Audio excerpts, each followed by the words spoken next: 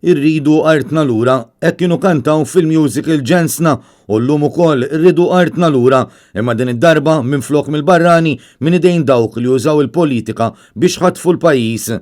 Hekk sostna l-kap tal-Partit Nazzjonalista Bernard Grech post fuq il-medja soċjali fl-okkażjoni tal-festa tal-31 ta' Marzu li qed tiġi ċċelebrata llum. Bernard Grech saħaq li pajjiżna irridu natuh fidejn il-ħawtil, fidejn min jistinka bil-ħila tiegħu, fidejn min javvanza bis-sagrifiċċji, fidejn min ħadem bla qiegħda u issa jixtieq jistrieħ u jgawdi frott ħidmietu. Bernard Grech insista li flimkien irridu u nistgħu naqtaw il-ħbula tal-interessi u nsaħħu isem pajjiżna. Matul il-jum l-awtoritajiet tal-pajjiż fosthom il-kap tal-oppożizzjoni nnifsu poġġew fjuri mal-monument faċċata l-Knisja Kolleġġjata tal-Birgu. Mal-wasla tiegħu il-Prim Ministru Robert Abela dar mal-folla preżenti u qatt jieħu ritratti man-nies.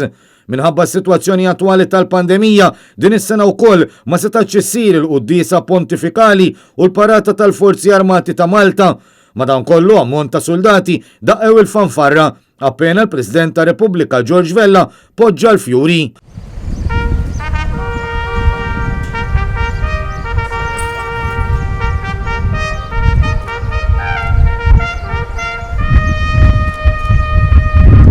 U l-innu nazzjonali fit-tmiem iċ-ċerimonja qasira.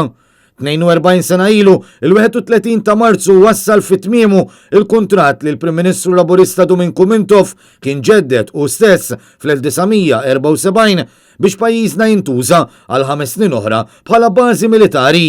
Dak iż-żmien kien il-Gvern Britanniku li għażel li ma jerġax iġedded dan il-kuntratt.